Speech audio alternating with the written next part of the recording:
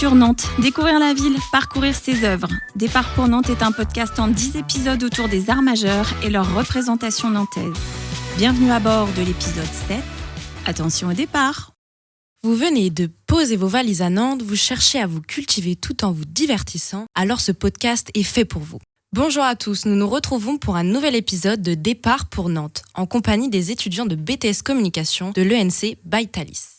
Aujourd'hui, place au 7e art. L'épisode se nomme Ciné-Art. Comme vous l'aurez deviné, il portera sur le cinéma. Le cinéma est un art qui expose au public un film. C'est le savoir d'interpréter un rôle, de savoir transmettre des émotions voulues, recherchées par le public. Alors dites-nous, Kumba, selon toi, quels sont les films incontournables français à voir absolument ? Alors, je pense qu'il faut absolument voir Intouchables. C'est une comédie dramatique vraiment émouvante qui fait partie des grands classiques français. Je citerai également Bienvenue chez les Ch'tis, une autre comédie qui a fait rire la France et qui reste dans les mémoires. Et en ce qui concerne les réalisateurs ou acteurs incontournables, tu as des noms en tête peut-être ?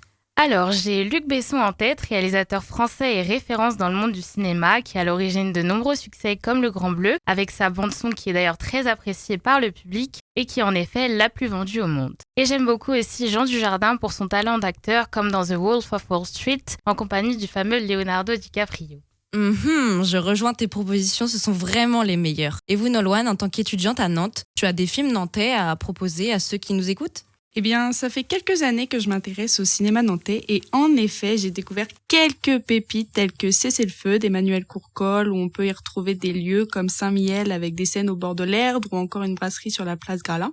Un autre exemple me vient en tête, c'est La surface de réparation de Christophe Réguin qui, quant à lui, met en avant la Beaujoire et quelques quartiers de banlieue. Oh là là, c'est super de mettre la ville de Nantes en avant à travers ces films. Y a-t-il un acteur connu nantais que tu apprécies ? Oui, je pense à Ahmed Silla, qui est aujourd'hui connu dans toute la France. C'est également un humoriste incontournable de la scène française. D'ailleurs, pour la petite info, il a vécu à Nantes pendant plusieurs années, au Dervalière. Oh là là, génial l'anecdote. Et vous, Daphné, j'aimerais savoir ce que tu recommandes à des personnes qui viennent d'arriver à Nantes.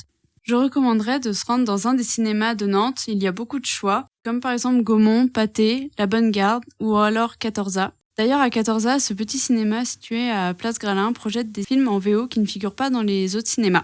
J'aimerais ajouter aussi que de nos jours, c'est facile d'aller se cultiver avec le Pass Culture ou même l'IPAS Jeune. Et puis, il y a des festivals tout au long de l'année, du style 3 continents ou Univers Ciné, qui vous permettent d'enrichir votre culture cinématographique. C'est aussi l'occasion de sortir, prendre un verre et de partager un moment accompagné ou non. Voilà, c'est pour ça que j'adore ce podcast. On apprend tellement de choses sur notre ville. Merci à vous et au prochain arrêt, on ira s'intéresser au 8e art, les arts numériques.